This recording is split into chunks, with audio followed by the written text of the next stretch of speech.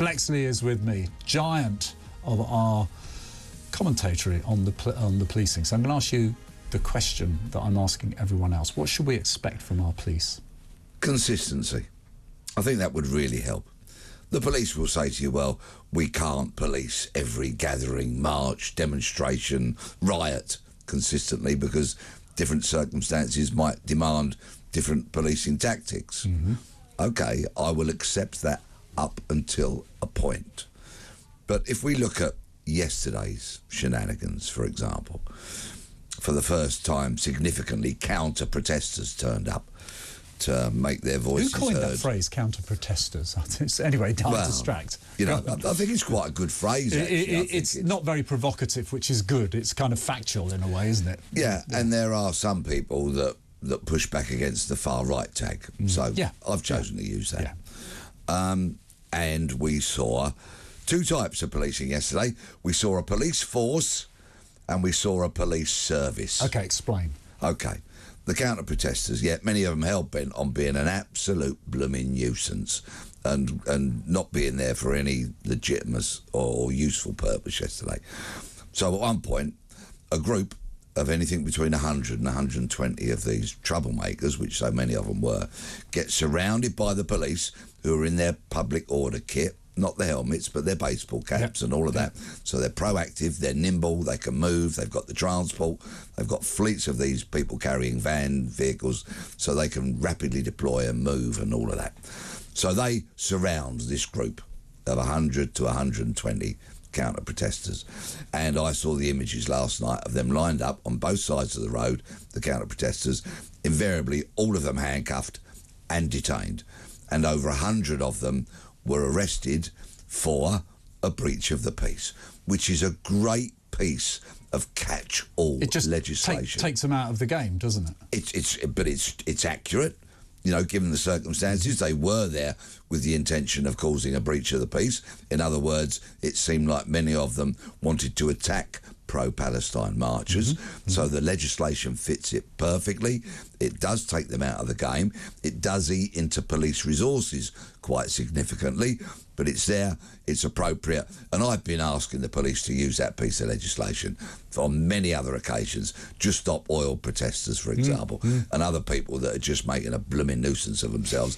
It would be appropriate, but the police have been reluctant to do it. They weren't yesterday. So there we saw a police force. They were a force. They acted accordingly. They prevented probably greater disturbances. And then we see a police service that escorts the tens of thousands or hundreds of thousands of pro-Palestinian marchers, among whom there are people showing revolting, deeply offensive, insulting imagery.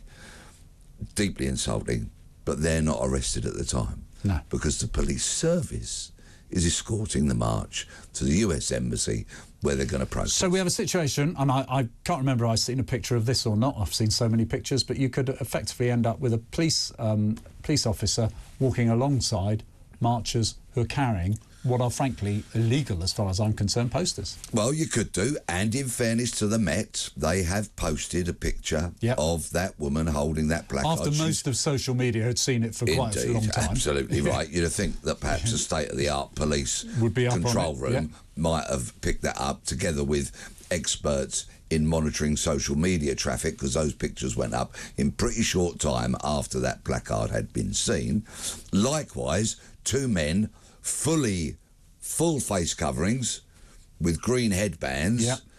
They are now on the Met Police's website as being wanted on their X account. Now, is that attire that is directly linked to Hamas? Because you singled it out. The police say they're wanted. That's how I understand it. The police say they're wanted, and they want to identify them in connection with hate crime offences. So they must have used some of their experts. Remember the experts they've talked about being in their control room, including that Mr. Attic, who'd been spewing racist bile in a 2021 video. Anyway, how he got into the police control room is another story. So, I think the public would like the police to to be a police force throughout with these demonstrations. In other words, have spotters, identify those people. They could be plain clothes, they could be without communicating. fear or favour. Isn't that exactly. the key, though? And so a team can come in, arrest them, remove them, detain them, and take them off like they did with all the counter-protesters. Peter, I know this is your slot, but I'm going to bring in Elaine, who's on the line, because I've got a feeling she's got a point to make about the police, which suits our conversation. Elaine, hello. Good afternoon. Nice to talk to you. Well, you've got Peter listening to you as well, and I understand you want to make a point about the police. Yeah. The police get so much criticism. You gave Matthew statistics about how many ethnicity people were I was trying to do that in response to a point they raised, yes. Yeah. But I think we need to remember that the police often arrest, try and bring up charges, but the CPS won't take it any further. So it isn't all down to the police. And the other thing is that the public need to remember, if they have a problem, if they're frightened or there's a frightening situation, who do they ring? The police. And the police run into frightening situations where the public move back from. So I think the police, they're on a hiding to nothing, and I don't think it's fair. Well, Elaine, that was pretty much my opening remarks, talking about how the police, kind of whatever they do, they're going to end up on criticism from one way or the other. I'm going to take your point, Elaine. Thank you very much for calling, but keep listening, because I'm going to ask Peter to answer that point. That central point. It must be deeply frustrating to have the CPS say, no, we're not following up on this. And even when they do, so many of the little so-and-sos that come away with a slap on the wrist and little more. Much of this is the police's own making. Well, explain and that. I can evidence this, yeah. OK? Some years ago, some idiot within senior policing said, we can have direct entry detectives. In other words, somebody that had watched 2 episodes of Vera and fancied themselves as being a detective. You are describing me here, you know that. Yeah, well, we'll see about your attributes to be a detective later, perhaps. But anyway, they come straight into policing. They get a tiny fraction of the training that we did to be detectives. And, of course, they've got no frontline experience in policing, and suddenly they are expected to know what evidence is, how you gather it, how you prepare it, how to take statements, how to deal with victims, and to have an in-depth knowledge of the law. The quality of case papers being submitted to the CPS is not of the standard that it should be, because... And so that's what's leading to many of these things being rejected by the CPS. It is indeed, because the frontline uniformed cops that have come out of training recently have not had sufficient training in the law, because yet again, clowns at the College of Policing, the National Police Chiefs Council and all of that say there's no need for a modern police officer to need to know the law word perfect. Just give them a general rounded kind of, degree in policing. Is this in part a rush because everyone's now keen to have more police officers suddenly? The Met Police didn't recruit one new person in June of this year, and they struggled in September. They are really struggling. And is that because, in part, everyone's coming down hard on the police, maybe? The pay's rubbish. The job is often unforgiving. How much does a new police officer get out of it? Around about 23, 24. In London? Yeah. No top-ups? There are allowances, but that's generally speaking the starting sort of salary. And so, in that regard, yes, we know many people with some degree of support say that the CPS is politicised and it's reluctant to charge and all of that. But in so many cases, the quality of case files being put forward by inexperienced, insufficiently trained police officers who have not had the benefit of experienced colleagues is largely to blame. I'm going to change the subject slightly here, OK, but it's still on the same theme. We had, I gather, double the number of police officers in London because they'd been called in or taken off leave and everything. Now, I'm not saying that this was a successful march, because I think a lot of anti-Semitic stuff and hatred and attacks went unchallenged, but parking to that, the violence was pretty limited. and questionable. You know, from what I could see, there was a lot of nice stuff going on, but the violence level. The police presumably think they had quite a successful protest. Does it not tell us that we need double the number of police force? Try telling police officers. Try telling the police officer with the broken elbow, or the other police officer with the dislocated hip, or the other 7 police officers who got injured yesterday. There were 9 police officers injured. Try telling them that and where did they get the violence injured? was low level. Where did they predominantly get at the cenotaph, I think. Right. The police would have us believe in trying to challenge the counter-protesters. Okay. It's not low level or significant for them. Talk to the police officers who had fireworks thrown at them and fired at them by pro-Palestinian marchers. As the Palestinian march broke up, and there was a lot of disorder, and there's some inconsistency there. Let me just rewind a few minutes ago to when I was talking about the 100 to 120 counter-protesters that were all detained in a group.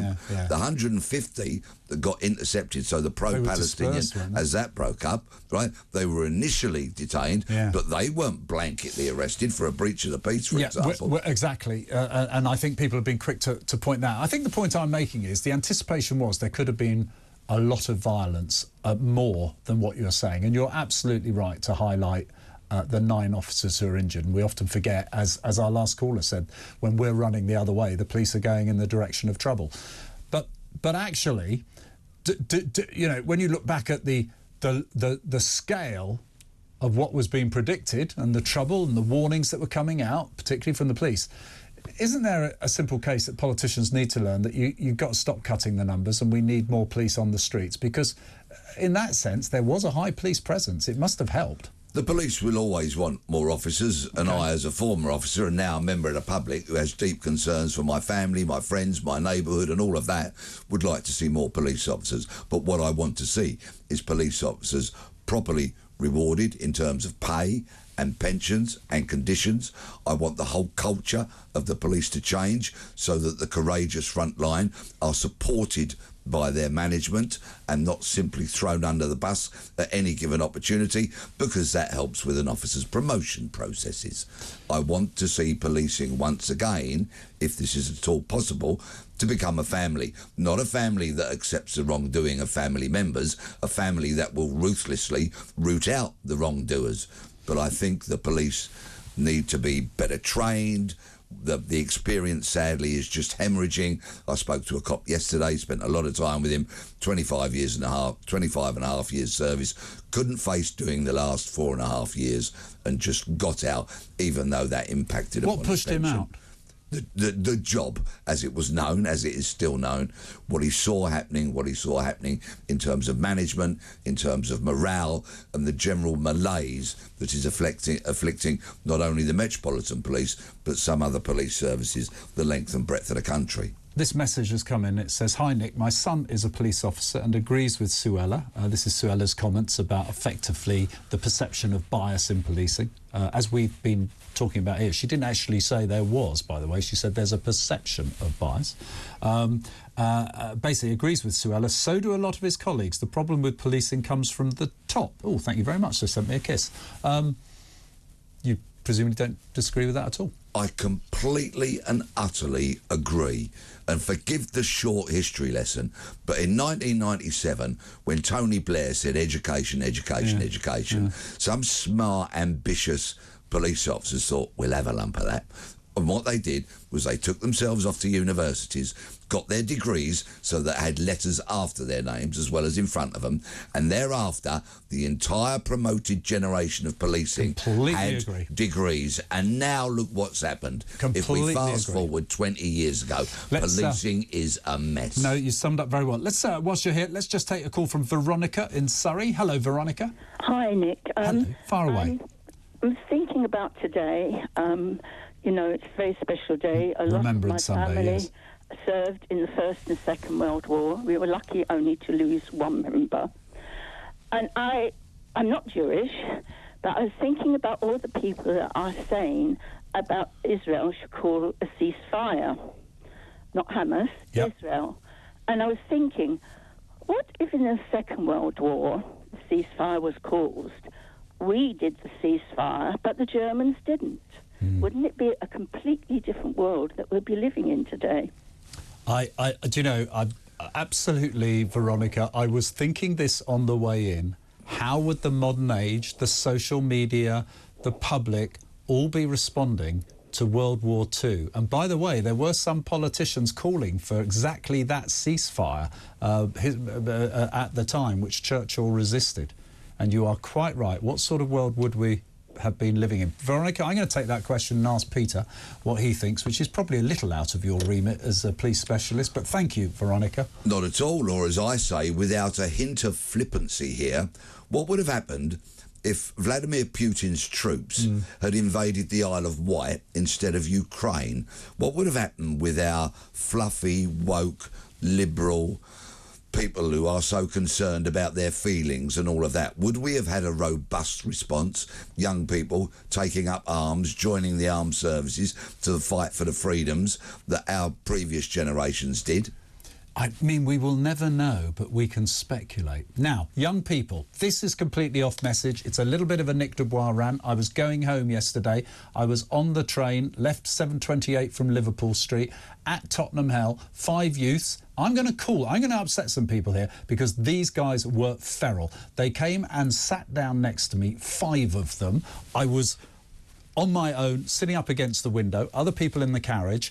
They plonked themselves all around me, OK? And one of them put his feet right up against me and then on me, OK? His feet on me in the train. He was 14 years old, and I thought, oh, not having this. So I said, young man, would you please take your feet off me? OK? No reply. All his mates there encouraging him, all right? Not really saying anything, but all that stuff. OK, I asked him again. I said, your feet are on me, your trainers are filthy, would you please remove them? And he refused. He didn't say anything. Third time I said, look, are you mute? Are you incapable of speak? Because your feet shouldn't be on me. It's very disrespectful. And I was polite, OK? I was less forceful than I'm being with you. Nothing happened. So I got up and I moved because I just knew you're onto hiding to nothing with 5 young kids there. And I don't mean brutally hiding. It's just going to go nowhere. 2 seats down, I hadn't realised, the doors of our carriage were still open. We were at Tottenham Hell Station. A Greater Anglia driver was there just trying to actually nudge the door shut. There was obviously a problem. And the guard, I went up to them and I said, there's 5 youths there. They got their feet all over the chairs. But worse, they had it on me. Oh, I forgot to mention, as I walked away, he gave me a kick with his shoe, which I just ignored, finally having taken his seat off the chair. And I said, and he whacked me with his foot. You should remove them or at least have a word with him. Can you imagine what he said? Sir, will you come with me? You need to leave this carriage. And I said, I'm not getting off this train. And he said, you need to come with me to the other carriage. I said, hang on, why am I being removed? To this day, I invited Great Anglia on this programme to say, what is their protocol? Didn't hear from them. I mean, if you don't clamp down on the little things and you don't take a stand, we're going to have these people carrying knives and stabbing people soon. We are, Nick, but the simple and harsh reality is you don't know whether any of those youths were in possession of a knife, and the guard was removing you for your own safety. It didn't sound like it, by the way. If he'd said, look, for your own safety, why don't you just come with me, sir? But there was no attempt to confront those people. No, of course, and I'm afraid that's how far we've slid down the slippery slope towards lawlessness, yeah. And, of course, you could have texted 61016. Whatever it is. Yeah, I could have done. 61016. Yeah, I could have done. But, in essence, unpleasantness, a lack of manners and being discourteous is not of itself a crime.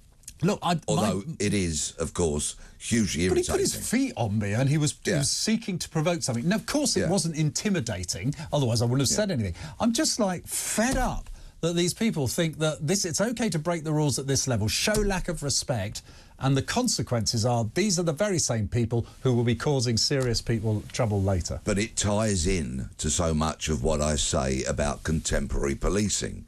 Now, I'm not one of those dinosaurs who says everything in the 70s, 80s and 90s was brilliant, because it wasn't. There was things wrong about policing then. There's an awful lot wrong about policing now, and there always will be, because policing is full of people. But back in the day, the one thing that we did effectively was make the streets a hostile environment for criminals. Well, I've no problem with that, Peter. I'm afraid we've got to wrap it up, unfortunately, at that time, and I did distract. That's Peter Bleksley. What do you make of what he said? Lots of messages coming in.